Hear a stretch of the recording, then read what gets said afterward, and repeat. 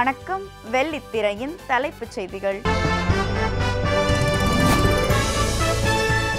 விஜய் சேதுபதி படத்தில் மீண்டும் நயன்தாரா. தனுஷ் படத்திலிருந்து விலகிய அமலா பால். விஷாலுடனான உறவு முறிந்தது பற்றி வரலட்சுமி. இனி விரிவான செய்திகள். நடுவுல கொஞ்சம் பக்கத்தை காணும் படத்தை இயக்கிய பாலாஜி தரணிதரன் இயக்கத்தில் சீதக்காதி படத்தில் கதாநாயகனாக நடிக்க இருக்கிறார் விஜய் சேதுபதி. மேடை கலைஞரை மையப்படுத்தி உருவாகும் இந்த படத்தில் மேடை கலைஞராக நடிக்க இருக்கிறார் விஜய் சேதுபதி. நடுவுல கொஞ்சம் பக்கத்தை காணும் படத்தை போலவே நகைச்சுவை படமாக உருவாக இருக்கும் இந்த படத்தின் படப்பிடிப்பு வருகிற 24ஆம் தேதி முதல் தொடங்க உள்ளது. இந்த படத்தில் விஜய் சேதுபதிக்கு ஜோடி கிடையாது என்ற போதிலும் கௌரவ தோற்றத்தில் சில முன்னணி நடிகைகளை நடிக்க வைக்க முடிவு செய்திருக்கிறார் இயக்குனர் பாலாஜி தரணிதரன். விஜய் சேதுபதி நடிக்கும் 25வது படமாக உருவாகும் இந்த படத்தில் சிறப்பு தோற்றத்தில் நடிக்க நடிகை நயன்தாராவிடம் பேச்சுவார்த்தை நடைபெற்று வருவதாக தெரிகிறது. தனுஷ் நடித்த வேலையில்லா பட்டதாரி படத்தில் கதாநாயகியாக நடித்த நடிகை அமலா பால் அதன் பிறகு தனுஷ் தயாரித்த அம்மா கணக்கு படத்தில் முக்கிய கதாபாத்திரத்தில் நடித்திருந்தார். அதையடுத்து தனுஷுடன் வடசென்னை படத்தில் கதாநாயகியாக நடிக்க இருந்த அவர் இப்போது அந்த படத்திலிருந்து விலகி இருக்கிறார். தமிழ் மலையாள படங்களில் தொடர்ந்து நடிக்க கால்ஷீட் கொடுத்திருப்பதால் வடசென்னை படத்திற்கு கால்ஷீட்டுகளை ஒதுக்கி தர முடியவில்லை என்பதால் தான் அவர் இப்படி ஒரு முடிவை எடுத்திருக்கிறாராம். இப்போது அவருக்கு பதிலாக ஐஸ்வர்யா ராஜேஷை ஒப்பந்தம் செய்திருக்கிறார் இயக்குனர் வெற்றிமாறன். ஏற்கனவே இந்த படத்தில் அந்த கதாபாத்திரத்தில் நடிக்க இருந்த நடிகை சமந்தா கால்ஷீட் காரணமாக விலகினார். அதன் பிறகு ஒரு முக்கிய கதாபாத்திரத்தில் நடிக்க இருந்த விஜய் சேதுபதி விலகினார். இப்போது அந்த பட்டியலில் அமலா பாலும் இணைந்திருக்கிறார். தாரைத்தப்பட்டை படத்திற்கு பிறகு சத்யா, நிபுணன், விக்ரம் வேதா, அம்மாயி போன்ற தமிழ் படங்களிலும் 2 மலையாள படங்களிலும் நடித்து வரும் நடிகை வரலட்சுமி பெண்களுக்கான பாதுகாப்பு அமைப்பு ஒன்றையும் நடத்தி வருகிறார். விஷாலுடனான காதல் முறிவுக்கு பிறகு நடிப்பில் முழு கவனம் செலுத்தி வரும் அவர் தன்னுடைய திருமணம் அடுத்த 3 ஆண்டுகளுக்குள் நிச்சயமாக இல்லை என்கிறார். நடிகை என்று வந்துவிட்டால் சர்ச்சைகள் சகஜம்தான். அதனால் நான் இதையெல்லாம் சீரியஸாக எடுத்துக்கொள்வதில்லை என்று விஷாலுடனான தனது உறவு முறிந்ததை பற்றி குறிப்பிட்டிருக்கிறார் வரலட்சுமி. ஹாலிவுட் படமான தி ஃபேட் ஆஃப் தி ஃபியூரியஸ் வெளியான 3 நாட்களில் 3341 கோடி ரூபாய் வசூலித்து சாதனை படைத்துள்ளது. ஃபாஸ்ட் அண்ட் ஃபியூரியஸ் திரைப்படத்தின் 8ஆம் பாகமான ஃபேட் ஆஃப் தி ஃபியூரியஸ் உலகளவில் கடந்த ஏப்ரல் 14ஆம் தேதி வெளியானது. படம் வெளியான 3 நாட்களில் 3341 கோடி ரூபாய் வசூல் செய்து சாதனை படைத்துள்ளது. இதற்கு முன் ஜுராசிக் வேர்ல்ட் திரைப்படம் வசூலித்த 2041 கோடி ரூபாயே சாதனையாக இருந்தது. அந்த சாதனை இப்போது முறியடிக்கப்பட்டுள்ளது. சீனாவில் வெளியான ஹாலிவுட் படங்களில் அதிக வசூல் என்ற சாதனையையும் ஃபேட் ஆஃப் தி ஃபியூரியஸ் படம் படைத்துள்ளது. மொழி, அபியும் நானும் உட்பட பல வெற்றி படங்களை இயக்கிய இயக்குனர் ராதாமோகன் தற்போது அருள்நிதி கதாநாயகனாக நடிக்கும் பிருந்தாவனம் படத்தை இயக்கி வருகிறார். இந்த படத்தின் படப்பிடிப்பு முடிவடையும் தருவாயில் உள்ளது.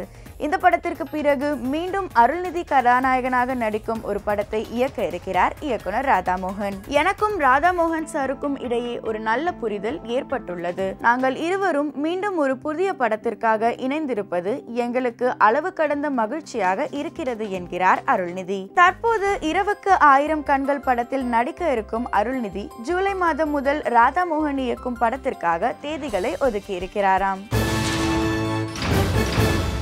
கலைப்புலி எஸ் தானுவின் வி கிரியேஷன்ஸ் வழங்க மூவிங் ஃப்ரேம்ஸ் பட நிறுவனம் தயாரிக்கும் படம் ஸ்கெட்ச். விக்ரம் கதாநாயகனாக நடிக்கும் இந்த படத்தில் அவருக்கு ஜோடியாக தமன்னா நடிக்கிறார். இன்னொரு நாயகியாக ஸ்ரீ பிரியங்கா நடிக்க சூரி, ஆர்.கே. சுரேஷ், அருள்தாஸ், மலையாள நடிகர் ஹரிஷ், ஸ்ரீமன், ரவி கிஷன், விஸ்வாந்த், மாலி உட்பட பலர் நடிக்கின்றனர். விஜய் சந்தர் கதை எழுதி இயக்கும் இந்த படத்தில் எஸ் தமன் இசையமைப்பில் கனவே கனவே என துவங்கும் பாடலை நடிகர் விக்ரம் பாடியிருக்கிறார். சென்னையில் பிரம்மாண்ட அரங்குகளை அமைத்து 30 நாட்கள் முதல் கட்ட படப்பிடிப்பை நடத்தி வந்த இயக்குனர் விஜய் சந்தர் இப்போது 2ஆம் கட்ட படப்பிடிப்பை நடத்தி வருகிறார். இந்த படத்தில் வடசென்னை ரவுடியாக நடிக்கிறார் விக்ரம். அடங்காதே படத்தில் ஜிவி பிரகாஷுடன் இணைந்து நடித்து வரும் சரத்குமார் அடுத்து சென்னையில் ஒரு நாள் படத்தின் 2ஆம் பாகத்தில் நடிக்க இருக்கிறார்.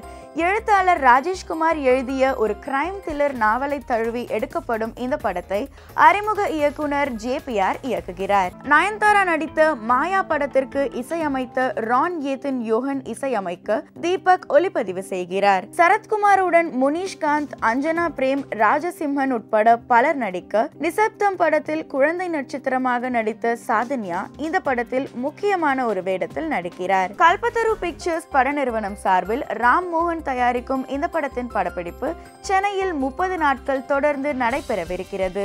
இந்த படத்தில் புலன் விசாரணை செய்யும் அண்டர்கவர் ஏஜென்ட்டாக நடிக்கிறாராம் சரத்குமார். அடுத்து வருவது இயக்குனரும் நடிகருமான சித்ரா லட்சுமணன் அவர்கள் வழங்கும் அந்த நாள் ஞாபகம்.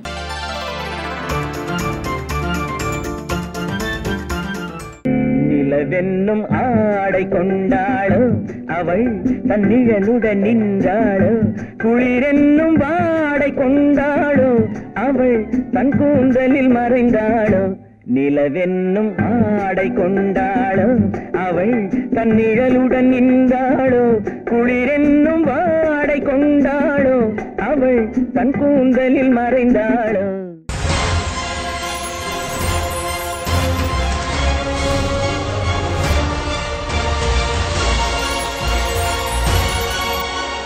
ஒரு பாடல் காட்சியிலே நடிக்க முடியாது என்று சொன்னதற்காக தஞ்சை ராமையதாஸ் கதாநாயகனையே மாற்றுவார் என்று எம்ஜிஆர் கொஞ்சமும் எதிர்பார்க்கவில்லை. அதனால் ஆத்திரமுற்ற அவர், நான் நடித்து கொண்டிருந்த படத்தை பாதியிலே நிறுத்திவிட்டு அந்த படத்தை வேறொரு நடிகரை வைத்து எடுப்பது என்ன நியாயம் என்று தஞ்சை ராமையதாஸுக்கு ஒரு வக்கீல் நோட்டீஸை அனுப்பினார். ஆனால் கவிஞர் தஞ்சை ராமையதாஸ் அந்த நோட்டீஸுக்கெல்லாம் அசரலை. நான் எம்ஜிஆரை வைத்து எடுத்த திரைப்படம் லலிதாங்கி, இப்போ சிவா கணேசனை வைத்து எடுத்துக்கொண்டிருக்கின்ற படம் ராணி லலிதாங்கி என்று கோர்ட்டிலே பதில் மனு தாக்கல் செய்துவிட்டு அந்த படத்தை வெளியிட்டு விட்டார். ஆனால் இந்த பிரச்சனைகளால் தஞ்சை ராமையதாஸுக்கும் எம்ஜிஆருக்கும் இடையே இருந்த உறவு பாதித்ததா என்றால் இல்லை. இந்த பிரச்சனைகளுக்கு பிறகும் தனது திரைப்படங்களிலே தொடர்ந்து தஞ்சை ராமையதாஸ் பாடல் எழுத அவருக்கு சந்தர்ப்பங்களை வழங்கினார் எம்ஜிஆர். அதுதான் எம்ஜிஆருடைய தனி குணம்.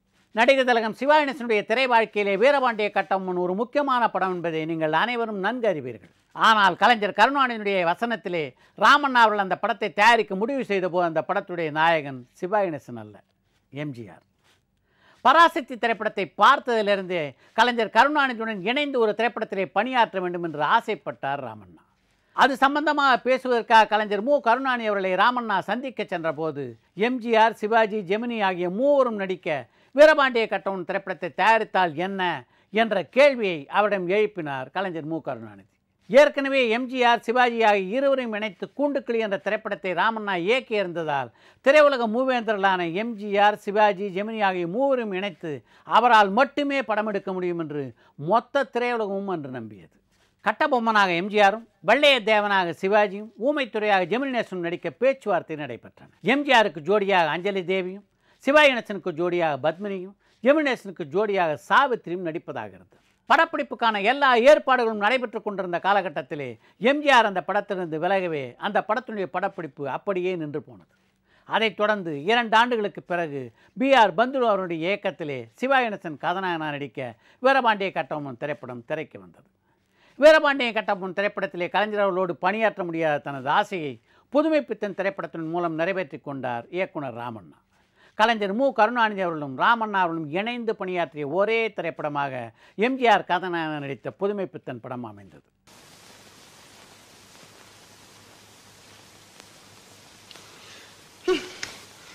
அவராஜிதா, இவங்க 2 பேர் உள்ளமும் இங்கேயே இல்லை, இந்த உலகத்திலேயே இல்லை, அவங்க வேற எங்கேயோ இருக்காங்க. வா, நம்ம போ. புதுமைப்பித்தன் திரைப்படத்தை தொடர்ந்து எம்ஜிஆர் கதாநாயகனாக நடிக்க காத்தவராயன் படத்தை தொடங்கினார் ராமண்ணா. காத்தவராயன் திரைப்படம் மந்திர தந்திரங்கள் நிறைந்த ஒரு படம். திராவிட முன்னேற்ற கழகத்திலே இருப்பதால் அது போன்ற படங்களிலே நடிப்பதிலே எம்ஜிஆருக்கு ஏதாவது சங்கடங்கள் இருந்தால் அதை முதல் நாளிலேயே தெரிந்து கொள்கின்ற நோக்கத்திலே முதல் நாளிலேயே அந்த மந்திர தந்திர காட்சியில் நிறைந்த ஒரு காட்சியை படமாக்குவதற்கு ஏற்பாடு செய்தார் ராமண்ணா. படப்பிடிப்பு தளத்துக்கு வந்த எம்ஜிஆர் நேராக மேக்கப் போடுவதற்காக அவருடைய அறைக்கு சென்றார். அவர் திரும்பி வர்ற வரைக்கும் நேரத்தை வீணாக்க வேண்டும் என்பதற்காக TS பாலையா சம்பந்தப்பட்ட காட்சிகளை படமாக்கி கொண்டிருந்தார் ராமண்ணா. ஏறக்குறைய மதியம் வரைக்கும் படமாக்கிட்டார். அதற்கு பிறகும் எம்ஜிஆர் வரவில்லை. அதனால் எம்ஜிஆரை சந்திப்பதற்காக அவரது மேக்கப் அறைக்கு சென்றார் ராமண்ணா. அன்று படமாக்கப்படவிருந்த காட்சி என்ன என்பதை உதவி இயக்குனர் மூலம் தெரிந்து கொண்டிருந்த எம்ஜிஆர் ராமண்ணாவை பார்த்த உடனே, நீங்கள் வச்சிருக்க காட்சி அமைப்பெல்லாம் அப்படியே இருக்கட்டும், ஆனால் மந்திரத்திலே அந்த காட்சி நடப்பதற்கு பதிலாக ஒரு மனிதனுடைய தந்திரத்திலே அந்த காட்சி நடப்பதாக மாற்றிவிடலாம் என்று அவருக்கு ஆலோசனை கூறினார். காத்தவராயன் கதை புது கதையாக இருந்தால் நீங்கள் சொல்கிறபடி எல்லா மாற்றத்தையும் இந்த கதையில் செய்யலாம். ஆனால் காத்தவராயன் கதை ஏற்கனவே பியூ சின்னப்பா நடித்து மிகப்பெரிய வெற்றியை பெற்ற கதை. அந்த படத்துக்கு ரசிகர்கள் தந்த வரவேற்பை பார்த்துட்டு தான் அந்த படத்தை தயாரிக்கின்ற உரிமையே நான் வாங்கினேன். அதனால் அதில் எந்த மாற்றம் செய்தாலும் இந்த படம் வெற்றி பெறாது என்று ராமண்ணா சொல்லியவுடன், சரி இன்றைக்கி படப்பிடிப்பை ரத்து செய்யுங்க, பிறகு என்ன செய்வது என்று முடிவெடுப்போம் என்று சொல்லிவிட்டு கிளம்பினார் எம்ஜிஆர். எம்ஜிஆர் அப்படி சொல்லிவிட்டு கிளம்பிய போதும் ராமண்ணா அவர்கள் படப்பிடிப்பை நடத்துவதை மட்டும் நிறுத்தவில்லை. தொடர்ந்து மற்ற காட்சிகளை என்று படமாக்கினார். இந்த சம்பவம் நடந்த சில நாட்களுக்கு பின்னர் அந்த படத்திலே தான் நடிக்க முடியாத சூழ்நிலையில் இருப்பதாக ராமண்ணா அவர்களுக்கு விளக்கி கூறிய எம்ஜிஆர் அந்த படத்திற்காக தான் வாங்கியிருந்த முன்பணத் தொகையான ரூபாய் 1000ஐயும் ராமண்ணாவிற்கு திருப்பி கொடுத்தார். அதைத் தொடர்ந்து நடிகர்களும் சிவாகணேசன் அவர்களை கதாநாயகனாக வைத்து காத்தவராயன் திரைப்படத்தை தொடர்ந்தார் ராமண்ணா.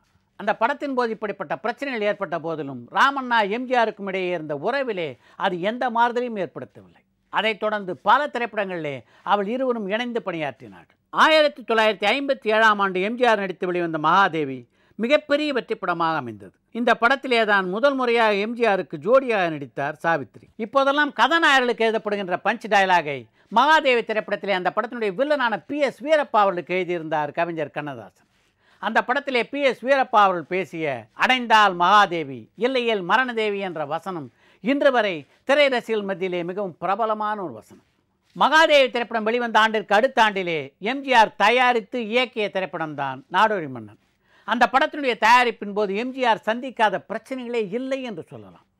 அப்படிப்பட்ட நாடோடி மன்னன் பட அனுபவங்களை பற்றி நாளை வெள்ளித்திரையிலே பார்ப்போம். அடுத்து வருவது ஒரு வரி செய்திகள். புதிய படத்தில் வயதான தோற்றத்தில் ரஜினியை நடிக்க வைக்க இருக்கிறார் இயக்குனர் பரஞ்சித். ரோப்பில் தொங்கியபடி சண்டை காட்சிகளில் நடித்த மகளை பார்த்து அதிர்ந்து போனாராம் த்ரிஷாவின் தாயார் உமா. தற்காப்புக்காக குத்துச்சண்டை பயிற்சி பெற்றிருக்கிறாராம் நடிகை நமீதா. அடுத்த படத்திற்கான கதையில் தீவிரமாக இறங்கியிருக்கிறார் இயக்குனர் பேரரசு. ஆர்யா என்னுடைய பங்காளி ஆகிவிட்டார் என்கிறார் நடிகர் ஆடுகளம் முருகதாஸ். தன் கட்டுப்பாட்டை மீறி குற்றம் புரியும் ஒருவனின் கதையாக அருண் விஜய் நடிக்கும் படத்தை இயக்க இருக்கிறாராம் இயக்குனர் மகிழ் திருமேனி. நல்ல கதாபாத்திரம் கிடைத்ததால் சம்பளம் வாங்காமல் ஒரு ஆவண படத்தில் நடித்திருக்கிறாராம் நடிகை தன்ஷிகா. வெத்து விமர்சனங்களுக்கு பயந்து சமூக வலைத்தளங்களிலிருந்து நான் ஒருபோதும் விலக மாட்டேன் என்று தெரிவித்திருக்கிறார் நடிகை ஸ்ருதிஹாசன். அரேபிய மொழியில் ஒரு பாடலை பாடியிருக்கிறார் பாடகர் வேல்முருகன். அடுத்து வருவது ரகசியம்.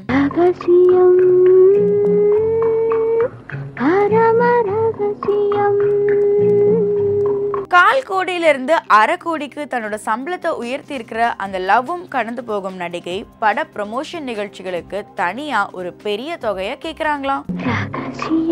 கமர்ஷியல் படம்னா அதிகமான சம்பளம், சின்ன படம் நல்ல கேரக்டர்னா வழக்கமா வாங்குற சம்பளத்தை விட கொஞ்சம் குறைச்சிக்கிட்டு 2 விதமான சம்பளம் வாங்குறாராம் அந்த சுமார் மூஞ்சிக்குமாரு. ஒரு மொழியில 4-5 ஹீரோ தான் இருப்பாங்க, அதனால 2 மொழியில நடிக்கிறது தான் பெஸ்ட்னு அம்மா போட்டு கொடுத்த வழியில தான் போயிட்டு இருக்காங்களாம் ரொம்ப சீக்கிரமா கீர்த்தி அடைஞ்ச அந்த வாரிசு நடிகை. அடுத்து வருவது மறக்க முடியுமா.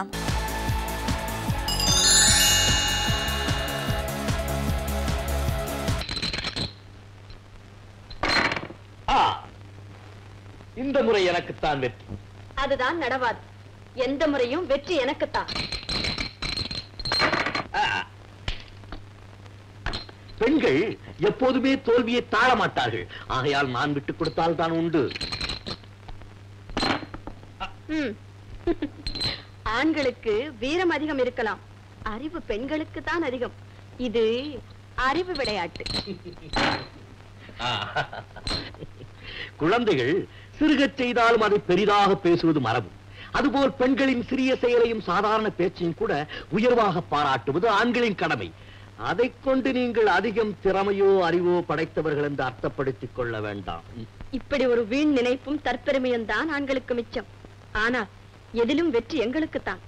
பேசு பேசு. வெற்றி என்னை தேடி வந்து கொண்டிருக்கிறது பார். பிறகு உன் பேச்சு தானாகவே நின்றுவிடும். பூஜ்யம்.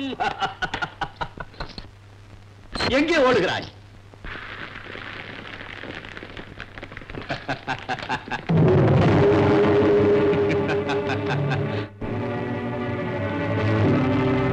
உங்கள் ஆட்டம் நிற்க வேண்டாம், வெற்றி வரை தொடரட்டும். சிதறிய முத்துக்களை நான் எடுக்கட்டுமா, எடுத்தவைகளை கோர்க்கட்டுமா? அன்பா கர்ணா, என்ன நடக்கும்? விளையாட்டின் உற்சாகத்தில் செய்தது யாதன புரியாமல் மடியை பிடித்து இழுத்து விட்டேன். எனது மாபெரும் தவறை உணர்ந்து என் உடலெல்லாம் பதறுகிறது. எவ்வளவு அறியாத்தன் உனக்கு! தங்கையின் மடியை பிடித்து இழுத்ததில் அண்ணனுக்கு ஏன் இப்படி ஒரு தடுமாற்றம்? உன்னையோ என் மனைவியையோ நான் நன்கு அறியாதவனா? இந்த பேதமை உன்னிடத்தில் உதித்ததே பெருந்தவறல்லவா? என் உயிரே, என் தெய்வமே! அடுத்து வருவது பயோடேட்டா.